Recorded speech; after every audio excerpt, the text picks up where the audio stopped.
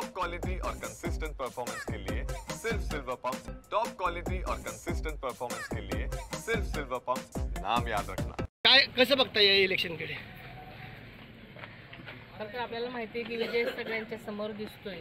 ज्या पद्धतीने प्रचार आणि लोकांच्या प्रतिक्रिया किंवा प्रतिसाद आहे, त्यामुळे निकाल तर स्पष्टच आहे। जवळजवळ हे एकतर्फी इलेक्शन असल्यासारखं आहे।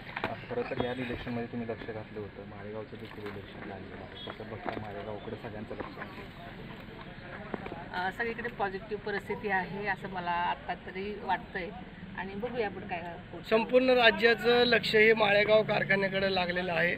आपण बघितलं की दादांनी केलेला बारामतीचा नव्हे तर पुणे जिल्ह्याचा विकास, तसेच मोठ्या प्रमाणात दिलेला सभासदांना भाव, त्यामुळं कारखान्याची निवडणूक कशा पद्धतीने व्हावी असं आपल्याला वाटतं।